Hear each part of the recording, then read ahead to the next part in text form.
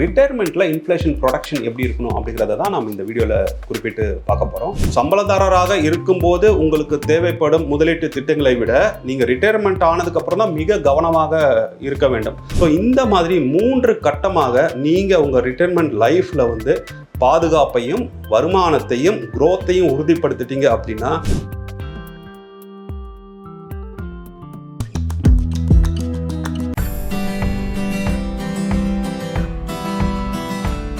இந்த வீடியோவில் எதை பற்றி பேச போகிறோம் அப்படின்னா இன்ஃப்ளேஷன் இருக்குது, அது எல்லாருக்கும் தெரியும். ரிட்டையர்மெண்ட்டில் இன்ஃப்ளேஷன் ப்ரொடக்ஷன் எப்படி இருக்கணும் அப்படிங்கிறத தான் நம்ம இந்த வீடியோவில் குறிப்பிட்டு பார்க்க போகிறோம்.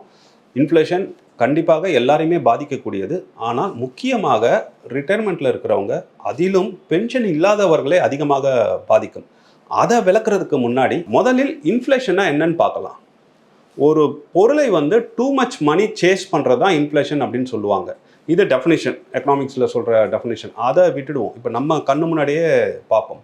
ஒரு 1000 ரூபாய் வந்து பார்த்திங்கன்னா 20 வருடத்துக்கு முன்பு நமக்கு வாங்கி கொடுத்த பொருட்களை இந்த காலத்தில் வாங்கி கொடுக்காது. இன்றைக்கெலாம் நம்ம 1000 ரூபாய் எடுத்துகிட்டு போனோன்னா ஒரு பேகு கூட பொருட்கள் வரமாட்டேங்குது. எல்லாமே விலைவாசி உயர்ந்துட்டோம் அப்படின்னு சொல்கிறோம்.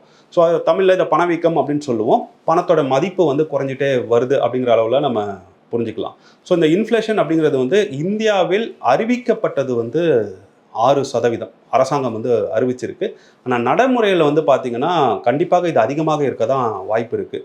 நம்ம ஒரு இடத்துல காஃபி குடிக்க போகிறோம், 30 ரூபான்னு சொல்கிறாங்க. அடுத்த நாளே போனால் அதை 40 ரூபான்னு விலை ஏற்றிடுறாங்க. அது இன்ஃப்ளேஷனோட பாதிப்பு தான். நமக்கு எப்படி இன்ஃப்ளேஷனோட பாதிப்பு தெரியும்னா பொருளோட விலை ஏற்றத்தின் மூலமாக தான் அறிய முடியும்.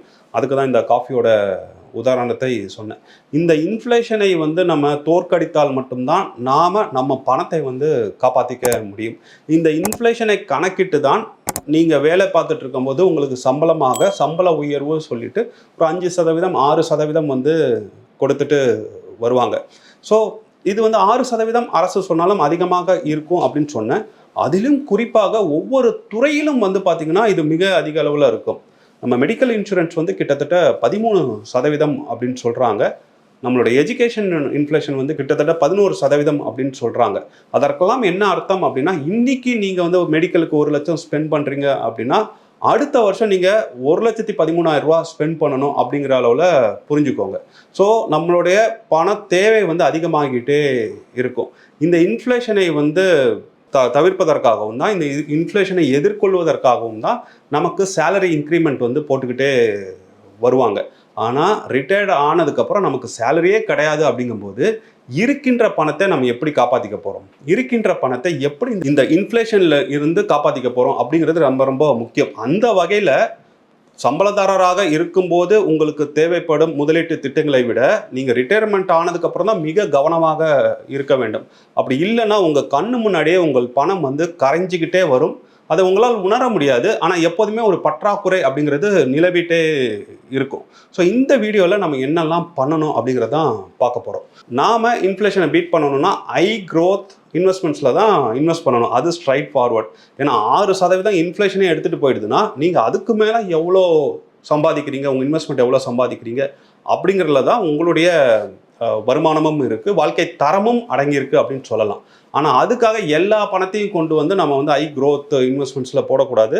ஏன்னா இன்வெஸ்ட்மெண்ட்ஸை பொறுத்த வரைக்கும் பேசிக் டெஃபினிஷன் வந்து பார்த்திங்கன்னா ரிட்டர்ன் ரிஸ்க். ஸோ அதை தவிர்க்கவே முடியாது. ஸோ நாம் என்ன பண்ணணும் அப்படின்னா, நாம் 3 விஷயத்தை உறுதிப்படுத்தணும் ரிட்டையர்மெண்ட்டில். ஒன்று வந்து ஸ்டெபிலிட்டி அண்ட் கேபிட்டல் ப்ரொடக்ஷன். இதை வந்து ஃபஸ்ட்டு பாயிண்ட்டாக நம்ம போட்டு வச்சுக்கணும். அதிக ரிஸ்க் எடுக்கிறதுக்கு முன்னாடி, அதிக க்ரோத்தை நோக்கி போகிறதுக்கு முன்னாடி, நம்ம இன்ஃப்ளேஷனை பீட் பண்ணணும் அப்படிங்கிறதுக்கு முன்னாடி இந்த ஸ்டெபிலிட்டி, கேபிட்டல் ப்ரிசர்வேஷன் ரொம்ப ரொம்ப முக்கியம். 2வது இன்கம் ஜென்ரேஷன். ஏன்னா நமக்கு வந்து பென்ஷன் வாங்குறவங்க ஒரு தனி கேட்டகரி, அதை வாங்காதவர்களுக்கு இன்கம் அப்படிங்கிறது ரொம்ப ரொம்ப முக்கியம். அதையும் நம்ம காம்ப்ரமைஸ் பண்ண முடியாது. கேபிட்டல் ப்ரிசர்வேஷனோட இந்த மாதிரி இன்கம் ஜென்ரேஷனும் ரொம்ப ரொம்ப முக்கியம்னு சொல்லலாம். 3வது தான் நம்ம க்ரோத்துக்கு வரணும். ஸோ நம்ம ஃபஸ்ட்லேருந்தே பார்க்கலாம். இந்த கேபிட்டல் ப்ரிசர்வேஷனுக்கு நமக்கு இருக்கிற இன்ஸ்ட்ருமெண்ட்ஸ் வந்து பார்த்திங்கன்னா, நமக்கு இந்த சீனியர் சிட்டிசன் சேவிங்ஸ் ஸ்கீம் இருக்குது. அதுக்கப்புறம் போஸ்ட் ஆஃபீஸில் வந்து நமக்கு போஸ்ட் ஆஃபீஸ் சேவிங்ஸ் ஸ்கீம் கொடுக்குறாங்க. ஃபிக்ஸட் டெபாசிட்டை கூட நீங்கள் வந்து இதுக்கு கன்சிடர் பண்ணலாம். இந்த மாதிரி ஃபிக்ஸ்டு இன்கம் இன்ஸ்ட்ருமெண்ட்ஸை வந்து நீங்கள் கேபிட்டல் ப்ரிசர்வேஷனுக்கும் ஒரு ஸ்டெபிலிட்டிக்கும் ஒரு சேஃப்டிக்கும் தேர்ந்தெடுத்துக்கோங்க. ஸோ இதில் தான் நீங்கள் ஃபஸ்ட்டு வந்து முதலீடு பண்ணணும். இதுக்கப்புறம் வந்து இதுலேயே வந்து வேரியேஷன்ஸ் இருக்கும். இன்கம்ஸ் கொடுப்பாங்க, மந்த்லி இன்கம்ஸ் கொடுப்பாங்க. சில ஃபிக்ஸட் டெபாசிட்டில் கூட உங்களுக்கு குவார்ட்டர்லி பேமெண்ட் இருக்குது, மந்த்லி பேமெண்ட்டு கூட இருக்குது. ஸோ அது மாதிரி சூஸ் பண்ணிக்கோங்க. அது வந்து 2வது கேட்டகரிக்கு ரொம்பவே உதவும். நாம் இன்கம் அப்படின்னு கன்சிடர் பண்ணும்போது அதை வந்து ரிட்டர்ன் ஜென்ரேட் பண்ணுற ஒரு இன்ஸ்ட்ருமெண்ட்லேருந்து எடுக்க முயற்சி பண்ணக்கூடாது. ஏன்னா நம்ம அப்படி எடுக்க முயற்சி பண்ணோம் அப்படின்னா நான் சொன்ன மாதிரி அதில் இறக்கம் வலாட்டாலிட்டி படி இறக்கமும் வரும். அந்த இடத்துல நம்ம பணத்தை எடுத்தோம்னா நஷ்டம் தான் வரும். ஸோ இந்த ஃபிக்ஸட் இன்கமில் இருந்து தான், இந்த ஃபிக்ஸட் இன்கம் இன்ஸ்ட்ருமெண்ட்ஸ்லேருந்து உங்களுக்கு மாதந்தோறும் தேவைப்படுகின்ற பணத்தை நீங்கள் எடுக்கின்ற மாதிரி வழிவகைகள் செய்யலாம். இதுக்கு ஈக்குவலண்ட்டாக, இந்த ப்ராடக்ட்ஸுக்கு ஈக்குவலண்ட்டாகவே மியூச்சுவல் ஃபண்ட்ஸில் வந்து பார்த்தீங்கன்னா டெட் ஃபண்ட்ஸ் இருக்குது, லிக்விட் ஃபண்ட்ஸ் இருக்குது. நீங்கள் அதை பயன்படுத்தி மாதந்தோறும் ஒரு வருமானத்தை எடுக்கிற அளவில் ஒரு செட்டப் செய்து வைத்துக்கொள்ளலாம். இன்வெஸ்ட்மெண்ட் ஸ்ட்ராட்டஜி போட்டு வைத்துக்கொள்ளலாம். ஸோ நான் உங்களுக்கு முதல் வகை சொல்லிட்டேன், ஸ்டெபிலிட்டிக்கு என்ன பண்ணணும், கேபிட்டல் ப்ரிசர்வேஷனுக்கு என்ன பண்ணணும்னு சொல்லிட்டேன். அப்புறம் அதோட தொடர்புடைய 2வது பாயிண்ட்லையும் நீங்கள் இன்கம் ஜென்ரேஷனுக்கு என்ன பண்ணணும் அப்படின்னு சொல்லிட்டேன். 3வது தான் க்ரோத். இந்த க்ரோத்துக்கு நீங்கள் கண்டிப்பாக பங்குச்சந்தை சார்ந்த ஒரு இன்ஸ்ட்ருமெண்ட்டில் தான் நீங்கள் வந்து இன்வெஸ்ட் பண்ணணும். ஏன் அப்படின்னா அரசாங்கமே அதை தான் ஊக்குவிக்கிறாங்க. இப்போ இருக்கிறவங்களுக்கு பார்த்தீங்கன்னா என்பிஎஸ்ன்னு சொல்கிறாங்க, நேஷ்னல் பென்ஷன் ஸ்கீம்னு சொல்கிறாங்க. ஸோ பென்ஷன் ரிட்டைர்மெண்ட்டுக்கு வந்து அரசாங்கம் நீங்கள் மார்க்கெட் லிங்க்டாக இருங்க, மார்க்கெட்டோட தொடர்பில் இருங்க அப்படின்னு அரசாங்கமே சொல்லும்போது நாம் வந்து அதை தவிர்க்கவே முடியாது. அதற்காக நம்ம நேரடியாக ஷேர் மார்க்கெட்டில் ஈடுபடணும் அவசியம் கிடையாது. மியூச்சுவல் ஃபண்ட்ஸ் ஈக்விட்டின்னு ஒரு கான்செப்ட் இருக்குது. நீங்கள் அதில் வந்து பொறுமையாக இன்வெஸ்ட் பண்ணாலே போதும். இதில் மிக முக்கியமாக குறிப்பிடப்பட வேண்டியது என்னென்னா, இந்த மாதிரியான க்ரோத் பண்ணுற அசட் கிளாஸஸ்க்கு வந்து காலம் அப்படிங்கிறது அதிகமாக தேவைப்படும். குறைந்தபட்சம் 5 ஆண்டுகள். உங்களுக்கு 5 ஆண்டுகளுக்கு தேவைப்படாத பணத்தை மட்டும்தான் நீங்கள் இதில் முதலீடு பண்ணணும். இந்த பணம் அப்படிங்கிறது உங்களுக்கு இன்றைய தேவைக்கான பணம் கிடையாது. அடுத்த 5 ஆண்டு, 10 ஆண்டு, 15 ஆண்டுக்கான வளர்ச்சிக்கான ஒரு முதலீடு அப்படின்னு புரிஞ்சுக்கோங்க. ஸோ நீங்கள் முதல்ல பார்க்குற பாயிண்ட் நம்பர் 1, கேபிட்டல் ப்ரிசர்வேஷன் ஆகட்டும், ஸ்டெபிலிட்டி ஆகட்டும், அதன் மூலமாக கிடைக்கின்ற இன்கம் ஆகட்டும், இதுதான் உங்களுடைய அடுத்த வருடத்தோட பண தேவையை வந்து தீர்க்க போகுது. ஆனால் இது மட்டுமே வந்து 5 ஆண்டுகள், 10 ஆண்டுகள், 15 ஆண்டுகள் கழித்தும் உங்களுக்கு வந்து பணத்தை தராது. அதற்காக தான் நம்ம க்ரோத் ஃபண்டில் போயிட்டு நம்ம இன்வெஸ்ட் பண்ணணும். அதை நீங்கள் தவிர்த்தீங்க அப்படின்னு வச்சுக்கோங்களேன், அடுத்த 10 ஆண்டுகளில் ரொம்ப தவிச்சு போயிடுவீங்க. ஏன்னா இன்ஃப்ளேஷன் வந்து அவ்வளோ கொடூரமான ஒரு விஷயம் அப்படின்னு சொல்லலாம். ஸோ அதை தவிர்க்கவே கூடாது. அப்போ எவ்வளோ முதலீடு பண்ணணும் அப்படின்னு ஒரு கான்செப்ட் இருக்குது. ஸோ உங்களுக்கு ஒரு 60 வயது அப்படின்னா நீங்கள் கிட்டத்தட்ட ஒரு 20% 30% வரைக்கும் இதில் இன்வெஸ்ட் பண்ணணும். ஏன்னா நீங்கள் எடுக்கக்கூடிய தொகையை, நீங்கள் அதிகமான ரிட்டர்ன்ஸ் எடுக்கக்கூடிய தொகையும் வந்து பார்த்தீங்கன்னா 15 to 20% வந்து நீங்கள் கண்டிப்பாக எடுக்கணும். இது வந்து ஒரு 60 வயதுலேருந்து 70 வயது வரைக்கும் சொல்லலாம்.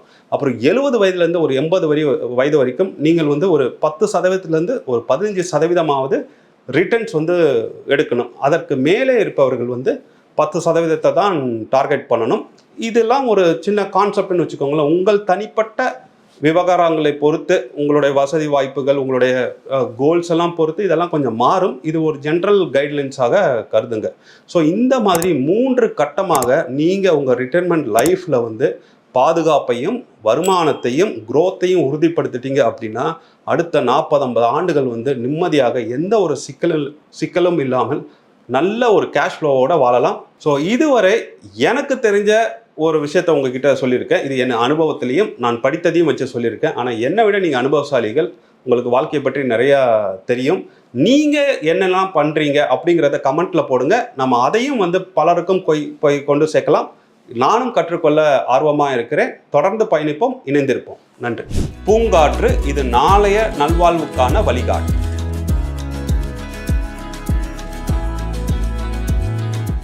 தொடர்ந்து எங்களோட வீடியோக்களை பார்க்கறதுக்கு பூங்காற்று சேனலை சப்ஸ்கிரைப் பண்ணுங்க அண்ட் ஃபாலோ பண்ணிடுங்க.